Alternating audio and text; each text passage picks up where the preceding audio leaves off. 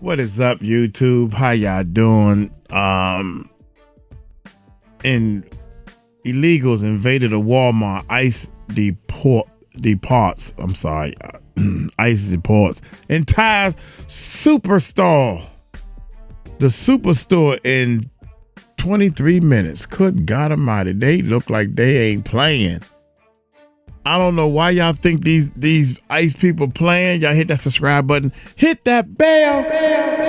Man, let's check this one out. This is going to be a short one right here. Deported someone. ICE just raided a Walmart and deported someone. Whoa. Oh. Get back to work. I need you to leave. This is private property. Get back to work. You need me to leave? Yeah. Why? Escort her. Yeah. According to ICE, the man seen by customers being taken into custody is illegally in the United States from Venezuela. The agents defended their use of the taser, saying that the suspect fled from arrest into the crowded Walmart, resisted arrest, and, quote, posed an immediate threat to the safety of agents, shoppers, and employees. According to investigators, the man had been in trouble with the law, even beyond illegal entry, claiming, quote, days earlier, the alien had been arrested by the Albuquerque Police Department for driving under the influence, resisting arrest, evading police, and obstructing an officer. Given this pattern of behavior, this individual is considered a danger to the community. Doesn't sound like a nice guy, but there are some people who are very upset ICE has to go to Walmart to do its job. This person says Davy Molina Pena was in the country illegally. That's a from crime Venezuela. too. They claim Molina Pena fled from agents on July 7th, running so into dangerous. the Walmart at Coors and I-40, That puts everyone leading in them danger. to tase him. City Councilor Clarissa Pena was there a few hours later. People stopped her, showed her the video, and expressed their concerns. Seen the video. I was just in there, and I could have been in there with my grandchildren, and for them to witness something like that would be pretty traumatic. Okay, so what? ICE was supposed to let him talked to a go? higher up at Walmart. She says they told her it's not their policy. APD addressed the video earlier today. This incident at the Walmart, we know that they deemed the individual a threat to public safety because they had been arrested days before and had fled from officers in a motor vehicle and endangered the public. And he fled again by running into Walmart. Said APD arrested him days before this incident. Court records show state police arrested Molina Pena early in the morning on June 26th. The police report says he ran from a traffic stop before stopping on Central. So he's running in his vehicle too. He was arrested for DUI, failure to maintain traffic lanes, no insurance, and evading an officer. No insurance, evading an officer, fleeing, and not being of the right state of mind to operate a vehicle. Do we need any more of an explanation why people like this are getting arrested? But as you're about to see, Walmart's not the only place activists do not want to see ICE at all. I was right on the scene as they arrived, and it was really a scary thing to witness. An ICE operation inside a Linda Vista apartment complex. Guys resisting. A little too close to home for many residents. Things just started escalating from there. The screaming went back and forth. The operation not Whose far fault from is the that? front door of Bob Hansen. Just disturbing all in all. Hits home differently. We got a good community over here. Nobody causes any trouble. Several people taking out their phones to capture the moment. And my first instinct was to take my phone out and to take a picture or record anything to show that there was ICE presence. And some, like this neighbor who asked to not be on camera, stopped short. Unfortunately, I didn't feel like I had the right to record and not be subject to being detained myself. Well, okay, when you're going to get this close to an officer and be right in their face while they're trying to make an arrest, you might end up getting detained, especially if you're impeding the takedown of somebody who's a menace to society and shouldn't even be here. In the United States, the scene still sending shockwaves of concern and even fear in this community. Oh my goodness. It makes me very angry. Why? And what I'm if he's scared dangerous? for my other neighbors. We reached out to DHS for details on this operation. In a statement, a spokesperson told 10 News, ICE San Diego is actively investigating immigration crimes in San Diego County. Among the agents, San Diego police also on scene. The department says it received a 911 call to cover and maintain peace and safety while HSI agents were in the area. Thank God they showed up. There you go right there. That's your answer right there. The police is there. You got police, ICE police there, and other police. Come on, man.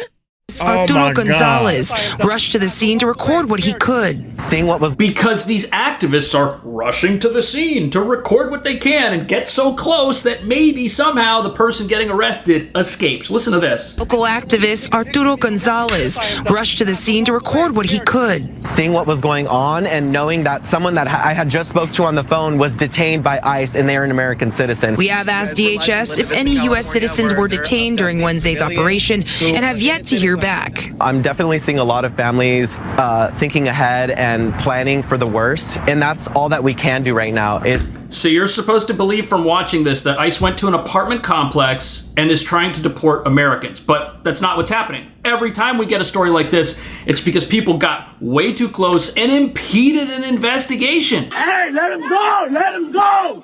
Neighbors ran into the street Tuesday on Terracina Circle in Spring Valley to confront HSI agents making an immigration arrest. Look how close they are. They're between the two cars. They busted the window. They cut the seatbelt off of him. Well, all he had to do was get out of the car. And they started dragging him out. When the daughter tried to intervene, the agents handcuffed her and threatened to take away her little brother and her 2-year-old son. Okay, if you get arrested and your children are alone, the police have to make sure your children are in a safe place. And that's not something that this mother was obviously thinking about. Later released at the scene. So I realized that my son and my baby brother were in the house alone.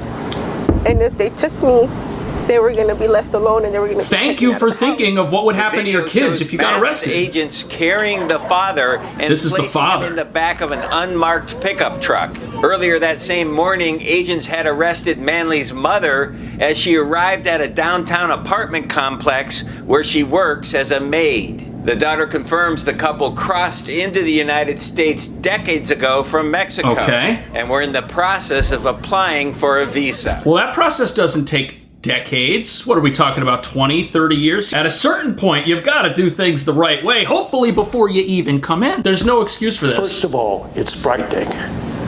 Second, it smacks of totalitarianism. Really? Authoritarianism. Oh, come on. Civil rights attorney Gene Iredale says he has concerns about the agents wearing masks. Many times people mask up because they want to do something illegal or unethical and not be able to be identified. So yeah, you just want to identify them so you can dox them. A good person in a mask from a bad person in a mask. I think it's pretty easy. They've got vests that say that they're Homeland Security, their badges are on the outside, and they're there arresting people who aren't in the country legally. What's the problem? I'm telling you, these protesters think they can get away with anything. Fairview police say 62-year-old Linda Roglin and one of the protesters got into a verbal argument. Okay. It happened to be caught on video. A worker at a pizza shop across the street started recording the protest because he says he thought it was interesting, happening right outside the window here at Fairview and Anderson Avenues. He saw the verbal confrontation between the two. I don't know what they said. Spit in her They face. say something to each other, and then he spits in her face. Oh, he says he never expected to see that. A protest organizer tells us she told that protester to walk away after hearing the driver tell him, "I love ICE."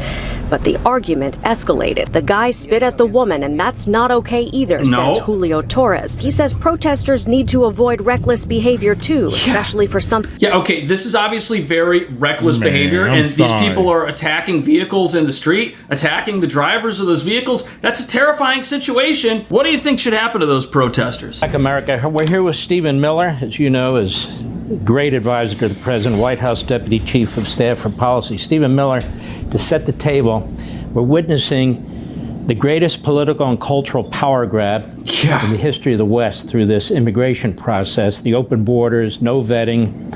It's crazy. No deportation. They have their judges in place to undermine everything our president wants to do.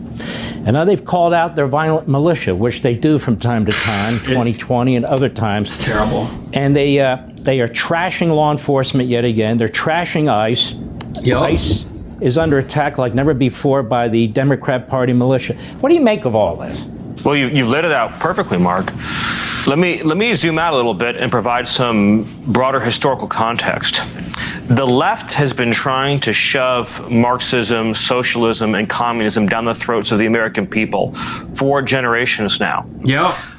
They ultimately were not able to do this during the Cold War because the middle class revolted against communism and Marxism and social engineering.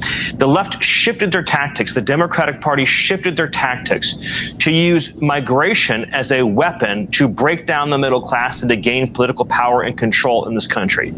They used migration to destroy our public education system, to destroy our healthcare system, to destroy wages and working conditions for the middle class of this country, and in effect, to destroy social and community cohesion.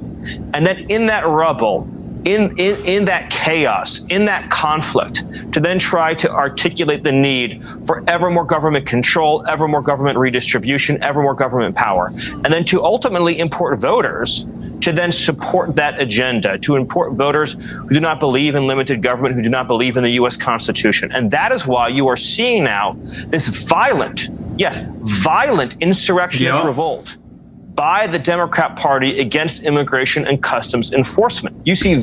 Yeah, I mean, it is a violent insurrection. That's what we're looking at here. And to be quite honest with you, Trump just took office. And my personal opinion is that even if we didn't see these anti-ICE riots, we would have seen some other sort of riot or uprising going on just because of who ascended to the presidency with a majority popular vote and electoral college victory. We were going to see pushback in some manner from people who don't agree with how our electoral system works and are upset and think that Donald Trump is some sort of illegitimate president. But the difference here is that these riots and uprisings are happening in the context of President Trump doing what he was elected to do, enforcing America's laws. We already know there were protests taking place before President Trump even took office over things he hadn't even done yet, just because people were so upset that he became president at all. It sure looks like we were going to see protests this summer no matter what, about something, anything, even if it hadn't even happened yet, because people are so upset that their chosen candidate is not in the White House right now. They're very upset that an electoral and popular vote majority voted for somebody they never decided that they were going to support to begin with. What do you think about that? Would we have had a summer of uprisings regardless of whether or not ICE was on this massive push in sanctuary cities? Was this going to happen no matter what? Or are the activists right? If Trump shuts down ICE and does what they want and reopens the border, will America be a better place? Thank you for watching. I'll see you in the next video. Peace out. Hey, everybody gets arrested. That was a short one right there, 11 minutes. Let's go with this one right here. God dog it, man. I'm trying to do too many things at one time. Riot Attacks ICE, troops fled. There was also another attack on an ICE facility in Portland, Oregon Friday night, a facility that has been the site of an ongoing protest for several weeks. So as riots and protests take over sanctuary cities in America, there's one group of people losing everything they have. And that would not be the low IQ agitators assaulting federal troops and getting arrested. In fact, these are the people with nothing to lose. Instead, it's the folks living in homes and apartments at the center of these urban battlegrounds. And as you're about to see, these once nice places have been turned into total no-go zones.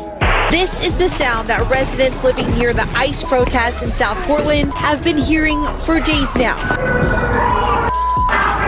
One woman tells K2 they can't sleep or even think. Talk with residents who've been living with the protests. Very noisy, very animated. There's a lot of people, a lot of protests during the day, and then at night. It's just been constant. Like we're seeing red gases, green gases. For the past couple of weeks, it's been nonstop, almost 24/7. A typically quiet neighborhood, Portland's South Waterfront is currently anything but as tensions between protesters, ICE agents, and local law enforcement continue to test its limits. Wednesday night at 10:50 was a succession of 17 explosions. I counted them. Police maintain that they want to allow demonstrators to exercise their First Amendment rights. The day has remained relatively calm, though I did speak with one protester who called in a bomb threat.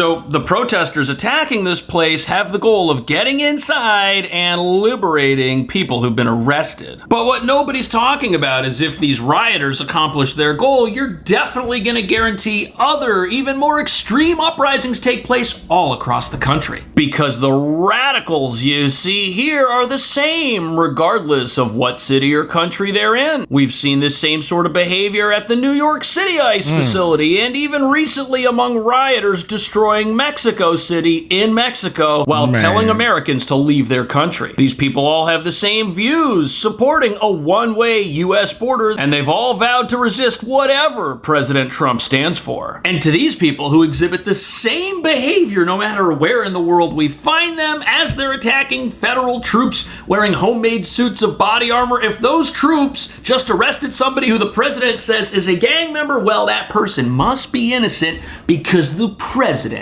is guilty to them. Meanwhile, there's an overlooked group of innocent bystanders bearing the brunt of these nightly assaults at the ICE headquarters in Portland. Part of that group includes the innocent federal officers who've been tasked with securing their building and making America safe again. And the other part of that group would be the innocent neighbors who, regardless of their political views, are losing their communities as anarchists take to the streets on a regular basis, trying again and again to kick ICE out of their city. Which brings us to the real reason it's so important that ICE not only stay in Portland and continue doing their jobs, but also that they continue to push back the assaults of the lawless. If they fail for some reason and protesters get inside this facility and cause more mayhem, that's only going to embolden and encourage their counterparts across the country. And if these people sense 1 inch of weakness, they are going to take a mile. And protesters across America are watching what's happening here in Portland. And should they sense even the slightest bit of weakness or hesitancy, they may interpret this as possible empathy from the federal government on behalf of their cause. A cause which seeks to reopen America's border by allowing whoever sneaks in here to stay forever, even if they're extremely dangerous. Yet the more I look at this situation, the more obvious it becomes that these rioters are the real danger to America. Scenes in Portland overnight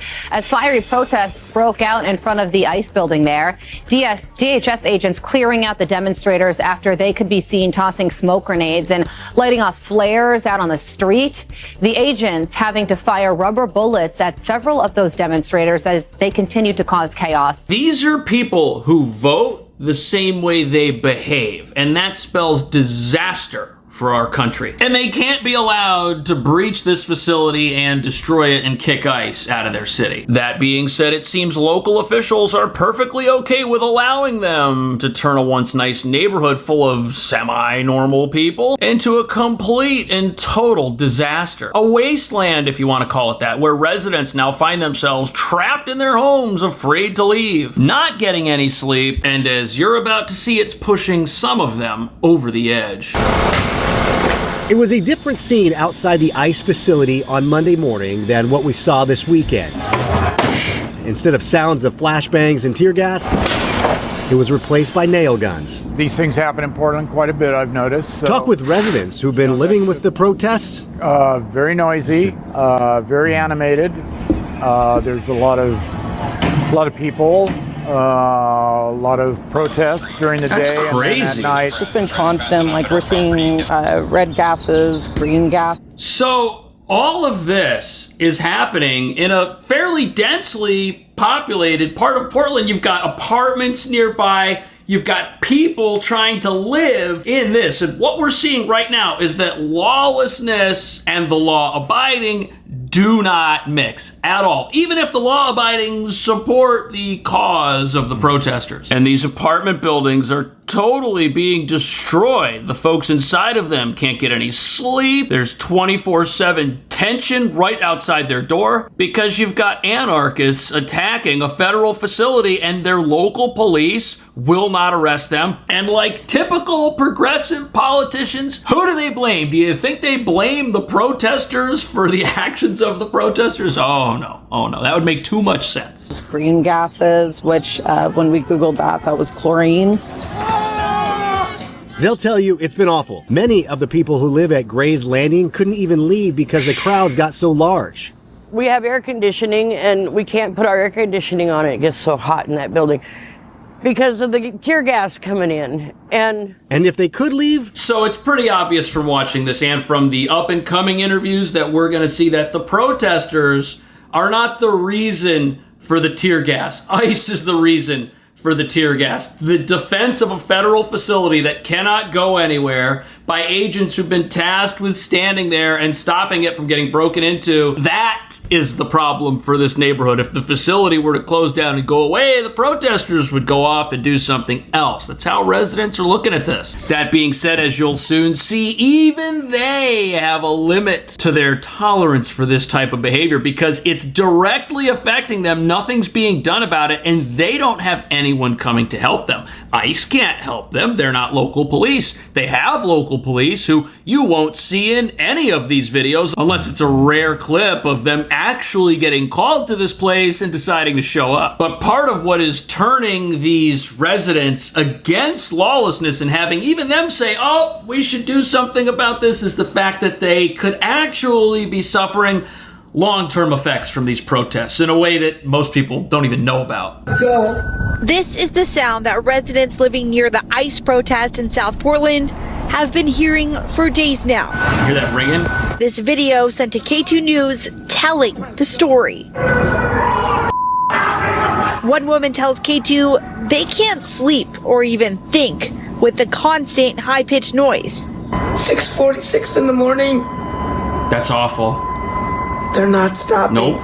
Residents claim the protesters are using a makeshift high-intensity sound device. Those devices have raised concerns about potential hearing damage due to the high decibels they can produce. It's awful. The woman I spoke to said she's even made a doctor's appointment because she thinks she suffered permanent damage to her ears. I reached out to the Portland Police Bureau to find out more about this high-intensity noise. A spokesperson for the Bureau tells me, quote, the Portland Police Bureau recognizes that noise stemming from demonstrations in the South Waterfront can be disruptive to people living and working in the neighborhood. Are you kidding me? At the same time, we are committed to protecting individuals' rights to express themselves peacefully. Okay, so that's basically a long-winded way of saying, yeah, if there's a strange noise coming from over there, there's nothing we plan on doing about it. And that's awful. But that's what the people living here seem to have voted for. That's how they want their city to be run. And now these chickens, they are coming home to roost, literally. And I feel bad for them. I feel bad for somebody living in that building, which is across the street from this total wasteland, where they've got to put up with protesters doing things that could physically hurt people. That's not peaceful. There's nothing peaceful about that. In fact, there's not even peace in the middle of the night because these people can't even sleep. But as dangerous and outrageous as that is, there are other things that these protests are bringing into this building that residents can't escape from either. Make the rest of us suffer for it, you know? But she wants the people who gather to get their message out in a peaceful way. I think all this is wrong, but I'm from the generation of Martin Luther King, okay? You protest, but not in violence.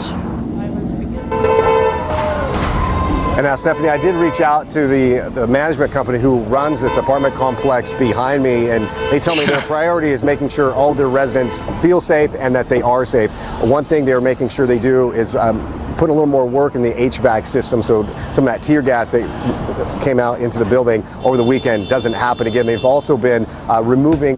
Did you hear that?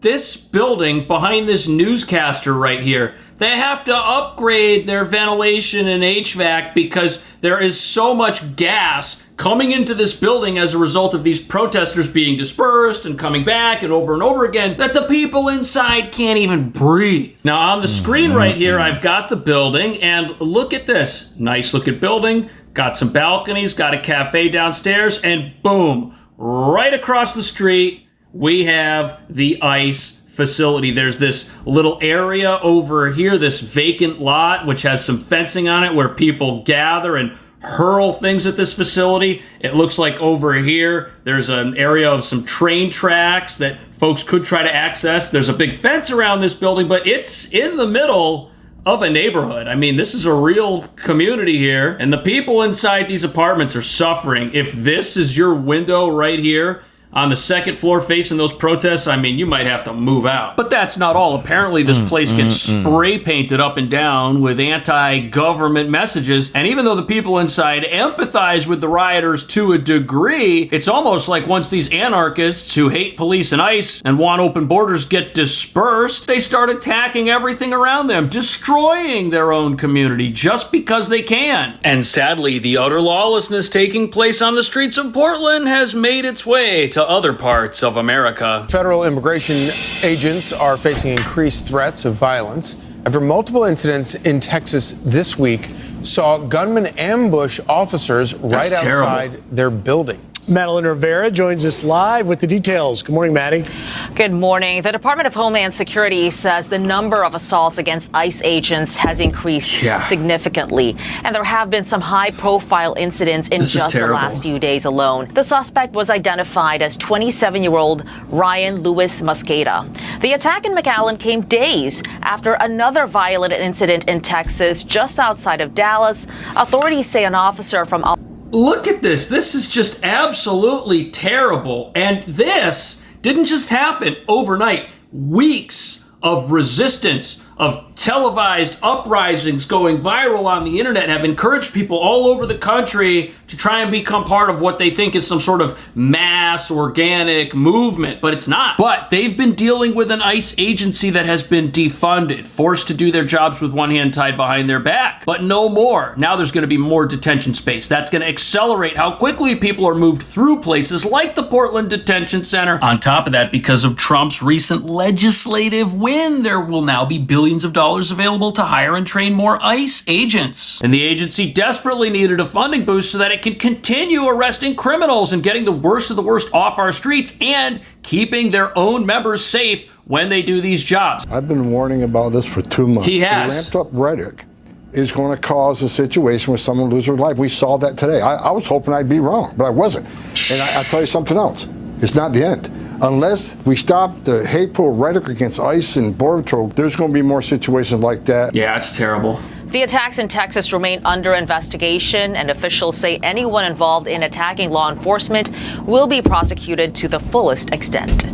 So my personal hope is that now that there are more agents, they will be able to make more arrests at these war zone-like demonstrations, and they will be able to take more people into federal custody and get them off the streets. Because the problem is, these rioters, if they're out there and they're causing mayhem and they get arrested and then they get released, well, they're just going to come back and cause more mayhem. And it's sad to say that ICE now faces a double set of tasks. They've got to get criminals in this country who are here illegally off the streets, and they've also got to get the rioters and anarchists defending them off the streets when they try to assault federal agents. And I am personally hoping that law and order will be restored, not just to Portland in the near future, but to the entire country. If you were to arrest all of those Portland protesters and then that ICE facility becomes a ghost town like it was a few months ago before these protests, everybody in the country would get the message that, hey, I probably shouldn't go out and attack a federal facility and put the lives of the people who are actually protecting me inside America at risk. What do you think about that? Thank you for watching. I'll see you in the next video. Make sure. Oh my God. I can't believe how the police and ICE and everybody is letting these protesters. I think when the police is doing their job, they let these protesters give too much. They give them too much space. You should draw the line right then and there. Start locking them up and putting some serious pressure on them. Oh my God, why are you arresting me? I don't have to tell you why. You in the way. You should have been at home. You should be. Why are you down here? You should be at home. Now you can protest. Yeah, it should be some strict rules on how to protest. That's just my opinion. Hey, I'm gonna get on up out of here. Y'all take it light, take it slow. Tell them Uncle Mike told you so. Peace out.